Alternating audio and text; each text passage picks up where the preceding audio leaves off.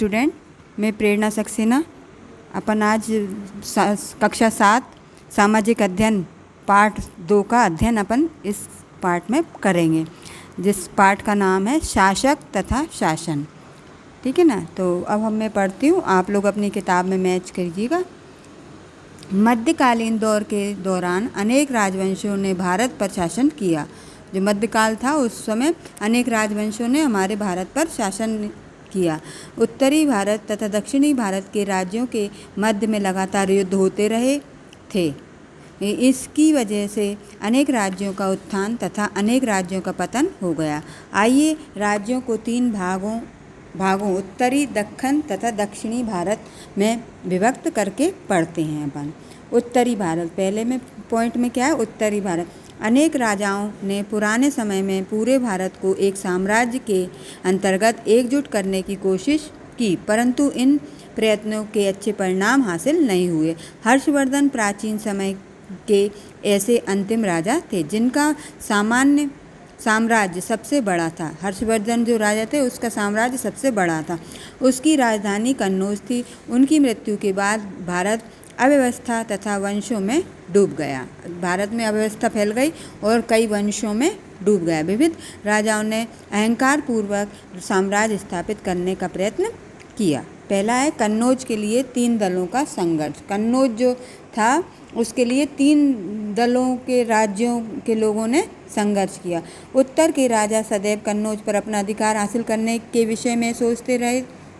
उनका उत्कृष्ट ठिकाना होने के कारण वे सभी इस पर नियंत्रण करना चाहते थे। कन्नौज उपजाऊ उत्तरी समतल के स्थित था। उसमें स्थित नगर धन धान्य संपूर्ण थे तथा सभी सुविधाओं का लाभ उठाते थे। चूँकि कन्नौज गंगा के किनारे स्थित था, तो जो कोई भी कन्नौज को नियंत्रित कर लेता था वह पूरे क्षेत्र पर नियंत्रित कर सकता था। 19वीं शताब्दी से लेकर 13वीं शताब्दी तक 3 शक्तियाँ पाल, गुर्जर, प्रतिहार तथा राष्ट्रकूट, जो शक्तियाँ थी कौन कौन थे वो पाल, गुर्जर, प्रतिहार तथा राष्ट्रकूट, कन्नौज नियंत्रण पाने के लिए एक दूसरे से संघर्ष करते रहे। तथापि इन तीनों दलों ने संघर्ष के तीनों वंशों को कमज़ोर कर दिया। आपस में लड़ते रहे और तीनों जो दल थे वो आपस में ही कमज़ोर हो गए।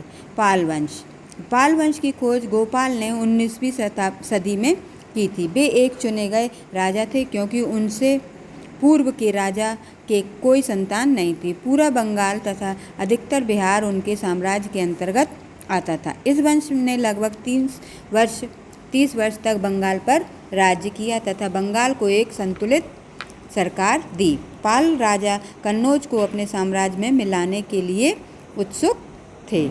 गोपाल के पुत्र धर्मपाल ने इस वंश को ज़्यादा ताकतवर बना दिया। यहाँ तक कि उनसे कुछ समय के लिए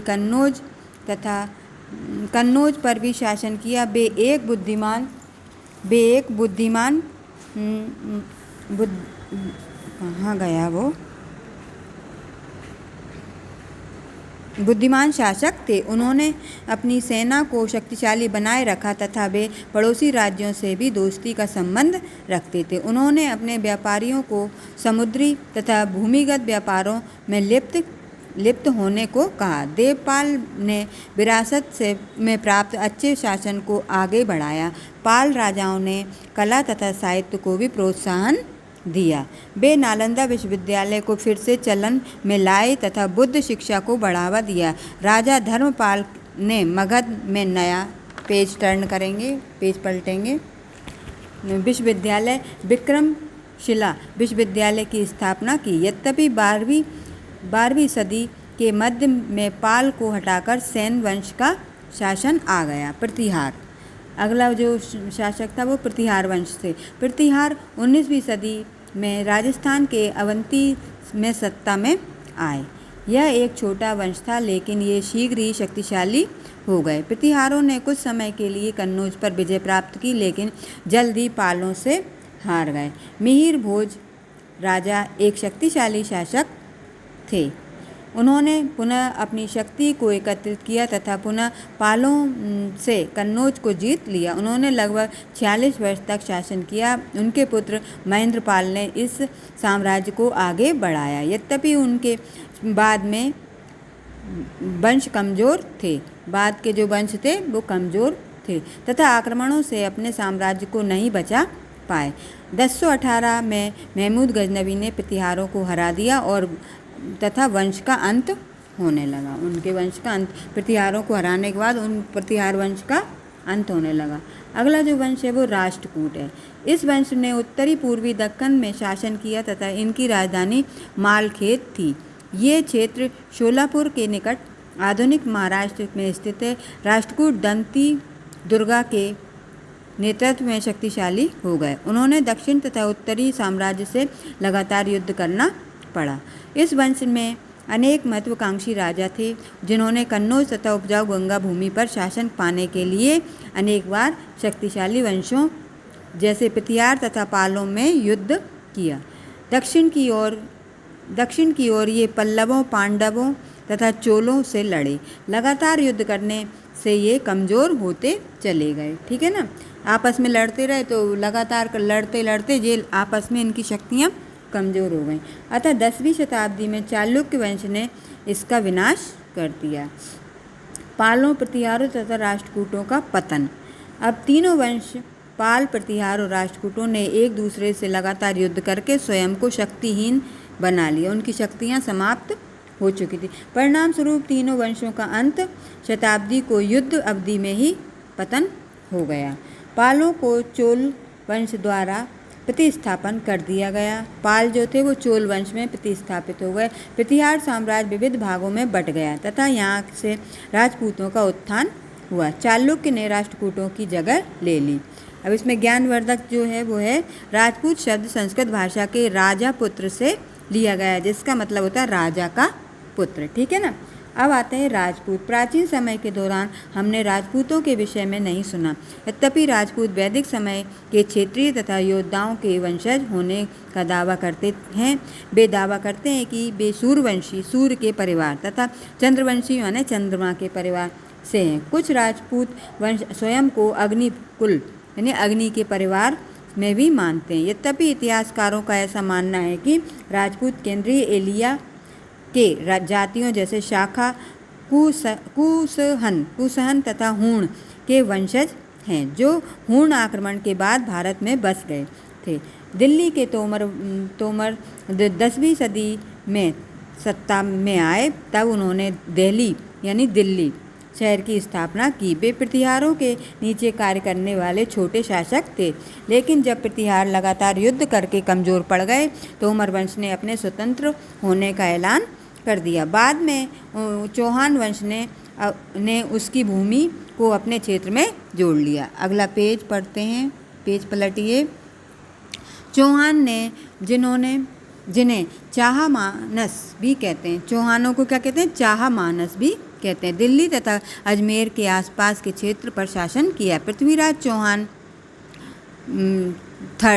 पृथ्वीराज जो थर्ड थे, मतलब तीसरी जो उनकी पीढ़ी थी, वो सबसे शक्तिशाली चौहान शासक थे। उन्होंने 1191 में तराइन के युद्ध में मोहम्मद गोरी को हराया। यद्यपि एक वर्ष बाद 1192 में गौरी ने पृथ्वीराज को हराकर मार दिया।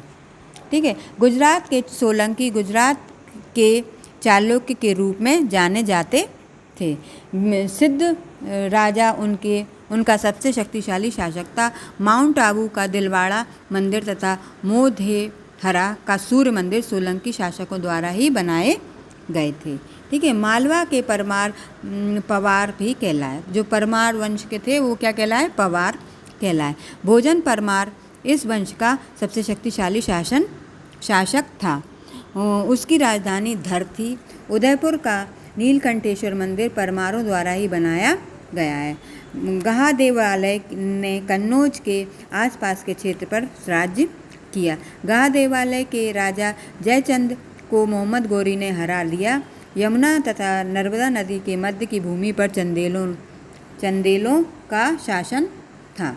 ठीक है। चंदेल जो वंश के थे उनका शासन कहाँ था? यमुना और नर्मदा नदी की मध्य भूमि पर। उनकी राजधानी खजुराहो थी, जहाँ उनके द्वारा बनाए गए अनेक सुंदर मंदिर हैं। कीर्तिवर्मन इस वंश का सबसे शक्तिशाली शासक था। अब इसमें ज्ञानवर्धक जो पॉइंट है वो पढ़ देती हूँ। ये है, ऐसा माना जाता है कि राजपूतों ने 36 वंश थे। राजपूत जो थे उनके 36 वंश थे, जिनमें से 4 थे जो वो हैं प्रतिहार, चौहान, सोलंकी तथा परमार मुख्य थे, क्योंकि इनका दावा था कि ये अग्निकुल के थे, संबंध रखते थे, अग्निकुल से संबंध रखते थे, जो कि ऋषि अगस्त्य द्वारा माउंट आबू में किए गए त्याग से जन्मे थे। विदेशी आक्रमण। अब इसके बाद आता है विदेश। 11वीं शताब्दी के आगे से अनेक आक्रमणकारियों उत्तरी पश्चिमी इलाके के सामने के पहाड़ों को पार कर भारत में आए। गजनवी महमूद गजनवी जो था, गजनी के महमूद ने आक्रमणों की पहली श्रृंखला का नेतृत्व किया। यह वह गजनी का शासक था जो अब अफ़गानिस्तान में स्थित है। गजनी जो है वह अफ़गानिस्तान में है। उसने भारत ऐश्वर्य के बारे में सुना तथा उनके भारत जाकर उस धन दौलत को एकत्र करके तथा बड़ी सेना बनाने का निर्णय लिया। उसने भारत की धन दौलत के बारे में सुना था, ऐश्वर्य के बारे में, तो वो भारत की धन दौलत को इकट्ठी करना चाहता था और बड़ी सेना का निर्माण करना चाहता। 26 वर्ष 1000 से लेकर 1026 की अवधि में उसने भारत पर 17 बार आक्रमण किया। उसके प्रारंभिक हमले पंजाब के हिंदूशाही शासकों पर किए। उसने जयपाल तथा आनंदपाल को हराया तथा उसने बहुत सारा खजाना प्राप्त कर लिया। इन दोनों राजाओं को हराकर जयपाल और आनंदपाल को उसने बहुत सारा खजाना जो है लूट लिया था, प्राप्त कर लिया था। उसने भारत के अनेक बड़े नगरों जैसे मथुरा तथा कन्नौज आदि पर 1018 में विभिन्न हमले किए। उसने मुख्यतः ऐश्वर्यशाली मंदिर पर हमले किए। जो धनवान मंदिर थे ना ऐश्वर्यशाली, उन पर ज़्यादा आक्रमण किए, उसने हमला किया। उसने आदर्शों को तोड़ा तथा लूट के माल को सोने तथा गहनों के रूप में ले गया। उसका सबसे प्रसिद्ध हमला गुजरात के सोमनाथ मंदिर पर किया गया, जहाँ से उसने सारी धन दौलत लूट ली थी। यहाँ तक कि दीवारों पर जड़े बहुमूल्य पत्थरों को भी उसने निकाल लिया था। उसने सारी दौलत गजनी को अपने साथ करने के लिए दे दी। गजनी जो था उसने वो सारी दौलत को अपने साथ करने के लिए दे दी। यद्यपि उसने भारत को दयनीय स्थिति में पहुंचा, बहुत ही गरीब स्थिति में पहुंचा दिया था, है ना। उसने अपने राज्य में मार्बल की मीनारें, स्थान तथा मस्जिदें बनाए। फिरदौसी ने उसकी तारीफ में शाहनामा शब्द का प्रयोग किया है। महमूद भारत के लोगों को ज़रूरत प्रदान करते हुए 1030 में अंतिम सांस ली। अब इसमें ज्ञानवर्धक पॉइंट है, वो मैं पढ़े देती हूँ। अल-बरूनी महमूद गजनवी के शासन में भारत आया था। राजा आज अल-बरूनी ने संस्कृत में मान्यता हासिल की तथा अनेक संदेशों को अरबी में बदल दिया। अब पेज पलटते हैं, आगे का पेज पढ़ते हैं। गौरी, उस गजनवी के बाद कौन आता है? गौरी। गजनवी की तरह गौरी भी अफ़गानिस्तान का छोटा सा शासक था, जो महमूद गजनवी अंतर्गत कार्य करता था। उसके नीचे कार्य करता था महमूद गजनवी की। कौन? गौरी, महमूद गौरी। महमूद की मृत्यु के बाद गजनवी कमज़ोर हो गया। गौरी ने अपनी आज़ादी पुनः प्राप्त की तथा मोहम्मद गौरी उसका शासक बन गया। गौरी महमूद के विपरीत एक महत्वाकांक्षी शासक था, जो सारी दौलत को लूटकर अमीर बनना चाहता था। वह भारत में बसना चाहता था तथा यहाँ बड़े बड़े साम्राज्य की स्थापना करना चाहता था। 1175 ईस्वी में मोहम्मद गौरी ने मुल्तान पर हमला कर विजय प्राप्त की। उसे गुजरात के शासक द्वारा हार का सामना करना पड़ा। जल्द ही उसने महसूस किया कि पंजाब पर आसानी से विजय प्राप्त की जा सकती है, अतः उसने 1190 में पंजाब तथा सिंध पर विजय प्राप्त की। राजपूत शासक पृथ्वीराज चौहान, जो कि अजमेर तथा दिल्ली का शासक था, इन राज्यों पर नियंत्रण करना चाहता था। इसी कारण तराइन का युद्ध भी हुआ। तराइन का युद्ध 1191 में मोहम्मद गौरी तथा पृथ्वीराज चौहान की सेनाओं की भिड़ंत तराइन में हुई। तराइन एक स्थान है, वहाँ पर इन दोनों की भिड़ंत यानी लड़ाई हुई, जो कि दिल्ली से लगभग 80 मील दूर पर है। तराइन के प्रथम युद्ध में मोहम्मद गौरी हार गया। पृथ्वीराज चौहान ने गौरी को पंजाब से बाहर भगाने का कोई प्रयत्न नहीं किया, जो बाद में उसकी भयंकर भूल साबित हुई। मोहम्मद गौरी ने अपनी सेना को पुनः एकत्र कर 1192 में तराइन पर फिर से आक्रमण कर दिया। इस तरह तराइन के दूसरे युद्ध में उसने पृथ्वीराज चौहान को हराकर बंदी बना लिया। चंदावार के युद्ध और तराइन के युद्ध के दौरान अनेक राजपूत शासक पृथ्वीराज चौहान की सहायता करने के लिए आगे आए, लेकिन सबसे शक्तिशाली राजपूत शासक जयचंद इससे दूर रहा। यद्यपि मोहम्मद गौरी ने उसकी प्रजा पर कोई दया नहीं की। उसने 1194 चंदावर के युद्ध में राजा जयचंद को हरा दिया। इसके बाद उसने पूरे गंगा यमुना दोआब पर कब्जा कर लिया। किसने? गौरी ने। वह जीती गई भूमि को अपने भरोसेमंद गुलाम तथा जनरल कुतुबुद्दीन ऐबक के हवाले कर वापस अपनी मातृभूमि चला गया। अब आता है दक्कन।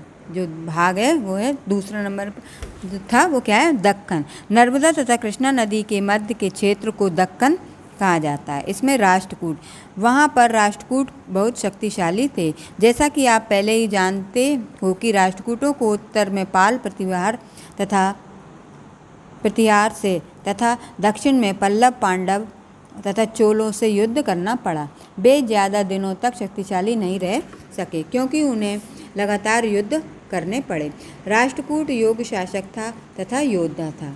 उसका प्रशासन प्रभावशाली था, लेकिन लगातार होने वाली युद्धों ने उन्हें जनता के लिए ज़्यादा कुछ नहीं करने दिया। वे कला निर्माण तथा साहित्य के शौकीन थे। कौन? राष्ट्रकूट जो वंश के थे वो लोग। एलोरा का प्रसिद्ध कैलाश मंदिर तथा एलिफेंटा गुफाएं इन्हीं के समय में निर्मित या बनी हुई हैं। वे क्षेत्रीय भाषाओं को बढ़ावा देते थे। वे सविस्मय वैष्णववाद तथा जैन की प्रगति में सहायक थे। कृष्णा तृतीय अंतिम महान राष्ट्रकूट शासक था। उन्होंने दक्षिण में अपने सभी प्रतिद्वंदियों को हराया तथा उत्तर में उज्जैन पर कब्जा कर लिया। यद्यपि उनकी मृत्यु के बाद राष्ट्रकूट वंश का पतन होने लगा। अगला पेज पढ़ते हैं। अन्य 10वीं शताब्दी में तेलप्पा नाम के चालुक्य राजा ने राष्ट्रकूटों को बाहर कर दिया।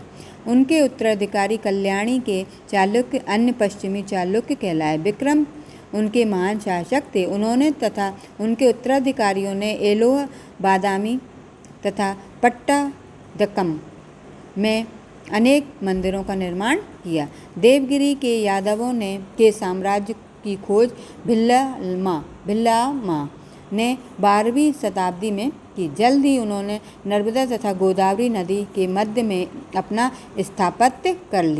साम्राज्य स्थापित कर लिया। व्यापार में उन्नति ने इस साम्राज्य को अमीर बना दिया। 14वीं शताब्दी में खिलची शासकों ने अपने क्षेत्र को जोड़ दिया। इसी में बारगल के ककातियों ने 12वीं तथा 13वीं शताब्दी में शासन किया। उनका साम्राज्य गोदावरी तथा कृष्णा नदी के मध्य में था। वे शैवसिम का अनुसरण करते थे। फिर भी उनके साम्राज्य में जैन तथा वैश्यनिम्स फूले फले। 14वीं शताब्दी के प्रारंभ में साम्राज्य को दिल्ली के सुल्तान द्वारा जीत लिया गया। देवरा सामा मुद्रा के हेसालाऊ ने उस क्षेत्र पर राज्य किया जो आज कर्नाटक कहलाता है। विष्णुवर्धन उनका सबसे शक्तिशाली शासक था। उसका साम्राज्य दिल्ली सल्तनत द्वारा ही अपनाया गया। दक्षिण भारत, तीसरे जो थे वो दक्षिण भारत, तीसरा भाग जो है दक्षिणी भारत। दक्षिण में 3 शक्तिशाली साम्राज्य थे, पल्लव, पांड्य तथा चोल। वे सर्वोच्च पद हासिल करने के लिए लगातार एक दूसरे से युद्ध करते रहे। अब इसमें आता है पहला पल्लव। उन्होंने आधुनिक कांचीपुरम के आसपास के क्षेत्र पर शासन किया। पुरानी कक्षा में आपने इनके विषय में सत्तावहन के अधिकार में पढ़ा होगा, है ना, जो पिछली कक्षा में आपने इसके बारे में पढ़ा होगा, सत्ता बहन के बारे में। पल्लव राजाओं को कला तथा निर्माण में रुचि थी। उन्होंने रोककट मंदिर तथा कांचीपुरम में शानदार मंदिर बनवाए। पल्लवों को चालुक्य, चेर, पांडव तथा चोलों के विरुद्ध लगातार युद्ध करने पड़े। उनके वंश का अंत तब होने लगा जब वे 9वीं शताब्दी में चोलों से हारे। हैनसांग, जो कि प्रसिद्ध चीनी था, उसने पल्लव राजाओं का भ्रमण किया तथा जब वह भारत आया था, जब वह भारत चीनी यात्री हैनसांग भारत में आया था, तब उसने पल्लव राजाओं का भ्रमण किया था। पांडवों का साम्राज्य चोलों के दक्षिण में था। पांडवों ने आधुनिक मदुरई के आसपास के क्षेत्र पर शासन किया। यह उसकी राजधानी थी तथा अध्ययन के लिए मुख्य केंद्र भी था। पांडव वंश का पतन 14वीं शताब्दी में होने लगा था। अब आते हैं चोल। चोलों ने दक्षिण में शक्तिशाली साम्राज्य की स्थापना की तथा वहां लगभग 400 वर्ष तक शासन किया। तंजौर, अब जो भंजावर है, उसकी राजधानी थी। चोल वंश के जनक विजयालय को माना जाता है। उन्होंने तंजौर पर विजय प्राप्त कर इससे अपनी राजधानी बनाया। उन्होंने कावेरी नदी के उत्तरी क्षेत्र पर शासन किया। उनके पोतों प्रांतका प्रथम ने पांडवों से मदुरई को जीत लिया। उसने कांची के पल्लवों तथा श्रीलंका के शासकों को भी हराया। ठीक है। 949 के तक्कोलम के युद्ध में राष्ट्रकूट शासक कृष्णा ने उसे हरा दिया, जिस वजह से उसे पीछे हटना पड़ा। बाद में राज चोल तथा राजेंद्र चोल ने चोलों को दक्षिण भारत की सबसे बड़ी शक्ति बना दिया तथा वे शाही चोल कहलाए। पेज आगे पलटे हैं अपन। ठीक है। शक्ति चोल कहलाए। उसे राजा राज भी कहते हैं। वह एक योग्य शासक तथा चतुर नायक था। उसने पांडव तथा चेरा को हराया। उसने उत्तर में मदुरई तथा अन्य राज्यों पर नियंत्रण कर लिया। उसने आधुनिक आंध्र प्रदेश के क्षेत्रों पर अधिकार स्थापित किया। उन्होंने तटीय व्यापार को नियंत्रण में रखने के लिए मजबूत योजना बनाई। उसने सिंगल श्रीलंका के भाग तथा मालदीव आइलैंड पर कब्जा किया। राजा राज का पुत्र अपने पिता की मृत्यु के बाद राज सिंहासन पर बैठा। उसने अपने पिता की साम्राज्य के विस्तार की नीति को आगे बढ़ाया। वह उत्तर की ओर बढ़ा तथा पालों, बंगाल के शासकों तथा उड़ीसा के शासकों को हटा दिया। इन सबको हटाने के बाद उसने स्वयं को गंगेकोंडा चोल कहा। जिसका अर्थ है वह व्यक्ति जिसने गंगा तक के सभी क्षेत्रों पर विजय प्राप्त की हो। इसका मतलब होता है गंगेकोंडा का मतलब जो होता है कि वह व्यक्ति जिसने गंगा तक के सभी क्षेत्रों पर विजय प्राप्त की हो। उसने तंजौरों के समीप एक नई राजधानी बनाई जिसने गंगेकोंडा चोला प्रथम कहा। बाद में इस शहर को त्याग दिया गया। उसका सबसे साहसिक सैनिक अभियान दक्षिणी पूर्वी एशिया में था। भारत के व्यापारियों ने दक्षिणी पूर्वी एशिया तथा दक्षिणी चाइना के साथ कई शताब्दियों तक व्यापार किया। इसके जहाज़ों को मोलुका के जल मार्ग से होकर गुजरना पड़ता था, जो कि विजयश्री की प्रजा के नियंत्रण में थी। जब विजयश्री के व्यापारियों ने उन्हें इस क्षेत्र में व्यापार करने की अनुमति नहीं दी तो उन्होंने राजेंद्र चोल से सहायता मांगी। उन्होंने अपना जहाजी बेड़ा वहाँ भेजा जहाँ राजा विजयश्री को हरा दिया था तथा दक्षिणी पूर्वी एशिया में व्यापार पहले की तरह चलने लगा। ठीक है। आपका ये अध्याय कंप्लीट होता है। इसमें कुछ स्मरणीय बिंदु दिए जो हम पढ़ते हैं। ठीक है। पाल, राष्ट्रकूट तथा प्रतिहार कन्नौज पर नियंत्रण पाने के लिए आपस में युद्ध करते रहे। ठीक है ना, पाठ में हमने पढ़ा भी है। दिल्ली के तोमर, राजस्थान के चौहान, गुजरात के सोलंकी, मालवा के परमार, कन्नौज के गधाबल तथा बुंदेलखंड के चंदेल इस समय के शक्तिशाली राजपूत वंश थे। महमूद गजनवी ने 11वीं सदी में भारत पर आक्रमण किया था। मोहम्मद गौरी ने तराइन के दूसरे युद्ध में पृथ्वीराज चौहान को हराया था। ठीक है। मालखंड के राष्ट्रकूट, देवगिरी के यादव, कल्याणी के चालुक्य, वारंगल के ककातिया तथा देव समुद्र के होय सालाओं ने दक्कन में शासन किया। इस तरह से आपका पाठ कंप्लीट होता है। इसके बाद अब हम अभ्यास करते हैं इसका। इसमें पहले इस प्रश्न में दिया है बहुविकल्पीय प्रश्न, मतलब एक प्रश्न के 4 उत्तर हैं जिनमें से हमें एक जो सही है उस पर निशान लगाना है। ठीक है, पहला पढ़ती हूँ मैं। तो मंदिर निर्माण खालिस्तान के साम्राज्य में ऊंचाइयों तक पहुंचा। तो इसमें 4 जो प्रश्न के उत्तर दिए हैं वो ये हैं: चोल, नंबर 2 प्रतिहार, नंबर 3 पाल, नंबर 4 राष्ट्रकूट। तो हम इसमें राष्ट्रकूट पर चिन्ह लगाएंगे। ठीक है, इसके बाद तुर्कियों की सफलता का मुख्य कारण है सर्वशक्तिशाली सेना। ठीक है, क्या है? सर्वशक्तिशाली सेना पर दूसरे नंबर पे निशान लगाएंगे। तीसरा प्रश्न है गंगा नदी के उपजाऊ क्षेत्र पर नियंत्रण करने के लिए 3 दलों पहला दूसरा और तीसरे के बीच संघर्ष हुआ। अब 4 में से एक सही है, वो पहले अपन भर देंगे। राष्ट्रकूट, पाल, गुर्जर, प्रतिहार। तीसरे नंबर का जो उत्तर दिया है वो सही है, उस पर अपन निशान लगाएंगे। इसके बाद चौथा प्रश्न है मध्यकालीन दौर का पहला तथा सबसे प्रसिद्ध आक्रमणकारी शासक था। अब 4 पॉइंट जो दिए हैं इसमें उत्तर के: नंबर 1 तैमूर, नंबर 2 जेन हिस खान, नंबर 3 महमूद गजनवी और नंबर 4 महान अलेक्जेंडर। तो अपन कौन से पे निशान लगाएंगे? मध्यकालीन दौर का पहला तथा सबसे प्रसिद्ध आक्रमणकारी था महमूद गजनवी। ठीक है, अब आते हैं प्रश्न नंबर 2, रिक्त स्थानों की पूर्ति कीजिए।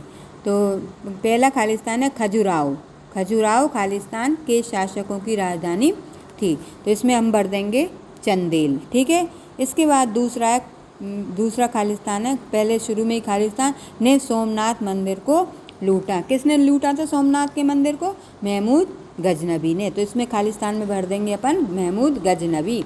तीसरा खालिस्तान पाल, प्रतिहार तथा राष्ट्रकूट खालिस्तान पर विजय पाने के लिए लड़ते थे। किस पर विजय प्राप्त करने के लिए लड़ते थे? कन्नौज इसमें अपन खालिस्तान में भर देंगे। पल्लवों की राजधानी, चौथा खालिस्तान है, पल्लवों की राजधानी खालिस्तान थी। क्या थी पल्लवों की राजधानी? कांचीपुरम हम इसमें भर देंगे। अब तीसरे नंबर का प्रश्न दिया है सही वाक्य पर सही का तथा गलत वाक्य पर गलत का निशान लगाइए। तो पहला है राष्ट्रकूटों ने अपना साम्राज्य आधुनिक राजस्थान में स्थापित किया। तो यह सही है, इस पर सही का निशान लगा। गुर्जर प्रतिहार 8वीं शताब्दी में सत्ता में आए, यह गलत है, इस पर गलत का निशान। पाल साम्राज्य की खोज गोपाल ने दक्षिणी भारत में की, सही। ठीक है, इसके बाद चौथा है महमूद गजनवी ने भारत को लूटने के विचार से भारत पर आक्रमण किए, इस पर भी सही। ठीक है, अब आते हैं अति लघुत्तरीय प्रश्न। पहला प्रश्न है कन्नौज के लिए युद्ध में कौन सी प्रजा शामिल थी? कौन कौन सी प्रजा शामिल थी? इसका उत्तर ये लिखा हुआ है। कौन कौन सी थी? उत्तर लिख दिया है, पाल, राष्ट्रकूट तथा प्रतिहार। ठीक है, इसके बाद आते हैं राजपूत कौन थे? प्रश्न नंबर 2, राजपूत कौन थे? तो उत्तर है वैदिक समय के क्षत्रिय तथा योद्धाओं के वंशज। राजपूत कौन थे? वैदिक समय के क्षत्रिय तथा योद्धाओं के वंशज थे। कौन? राजपूत। अब जो तीसरा प्रश्न दिया है वो उसको मैंने नीचे जो लघुत्तरीय प्रश्न आएंगे आपके उसमें बड़े रूप में दिया, तो इस वाले को क्रॉस कर देते हैं अपन। अगला है चौथा प्रश्न, उसको पढ़ते हैं। एल होल बादामी तथा पत्ता दक्कल में मंदिर किसने बनवाए? तो इनके उत्तर में लिख देंगे हम राष्ट्रकूटों ने बनवाए, राष्ट्रकूटों ने। ठीक है, इतना ही लिखना। अति में मतलब एक शब्द में या एक वाक्य में देते हैं। ठीक है, तो अब आप जैसे इसका उत्तर ऐसे एल्लोल बादामी तथा पत्ता दक्कल के मंदिर राष्ट्रकूटों ने बनवाए, ऐसा भी लिख सकते हैं और अकेला राष्ट्रकूट लिखेंगे तो भी चल जाएगा। पांचवा प्रश्न है तंजौर के समीप बनी चोलों की नई राजधानी को क्या कहते हैं? तो क्या कहते हैं? भंजावर कहते हैं। ठीक है ना। इसके बाद आते हैं लघुत्तरीय प्रश्न। तो इनके मैंने पेज नंबर दे दिए हैं, उन पर निशान लगे हुए हैं, तो आप देख लेना। वैसे मैं अभी पढ़ देती हूँ। प्रश्न नंबर 1 का है कन्नौज के लिए 3 दलों के संघर्ष की व्याख्या कीजिए। तो अपन पेज नंबर काय पे आते हैं 7 पर। तो पेज नंबर 7 दिया है, मतलब शुरू में ही। तो जो तीसरे नंबर का पैराग्राफ, कन्नौज के लिए 3 दलों का संघर्ष, ये पूरा पैराग्राफ आपको इसका लिखना है। दूसरा प्रश्न है आपका, दूसरा प्रश्न क्या है? दूसरा, मध्यकालीन दौर के समय में शासन करने वाले कौन से राजपूत शासक थे? तो इसका आएगा आपका पेज नंबर 8 पर। पेज नंबर 8 देखेंगे अब अपन। ये दिया है आपको पेज नंबर 8, पेज नंबर 7 के बाद पेज नंबर 8 पर। यहाँ से नीचे से ही शुरू करेंगे। दिल्ली के तोमर, यहाँ से शुरू करके पेज नंबर 9 पर जाकर यहाँ तक लिखेंगे, गहा देवालय के राजा जयचंद को मोहम्मद गौरी ने हरा दिया। यहाँ तक का उत्तर आपको लगाना है। इसके बाद आते हैं प्रश्न नंबर 3। प्रश्न नंबर 3 में दिया है आपको, प्रारंभिक दौर के समय हुए 2 विदेशी आक्रमणों की व्याख्या कीजिए। तो अब अपन पेज नंबर 9 पर आते हैं। उसमें दिया है ना विदेशी आक्रमण, अपन ने पढ़ा था, तो गजनबी वाला। तो यहाँ से शुरू जो लगा दिए ब्रैकेट में, जो इतना लिखना है फिर उसके बाद उतना लिखना है, फिर आपको इस तरह से कंप्लीट करना। पेज नंबर 8 से आकर पेज नंबर 9 से लेके पेज नंबर 10 तक का, ठीक है। इसके बाद आते हैं अपन लघु दीर्घ प्रश्नों पर। दक्कन पर शासन करने वाली प्रजाओं के नाम लिखिए। तो पेज नंबर अब हम 11 पर आते हैं। पेज नंबर 11 पर जो दिए हैं दक्कन पर करने वाले जो दिए हैं उनको अपन को लगाना है। 10 से शुरू होके 11 तक चलेगा। दीर्घ का पहला पेज नंबर 10 से शुरू, पेज नंबर 10 से ये पूरा ही आप तो 10 राष्ट्रकूट जो दिया है ना पूरा आप इतना ही लिख लीजिएगा इसका, ठीक है। इसके बाद प्रश्न नंबर दीर्घ का दूसरा है, क्या है? तमिल में हुए 2 नए विकास कौन से हैं? तो ये पेज नंबर 12 पे आएंगे आप।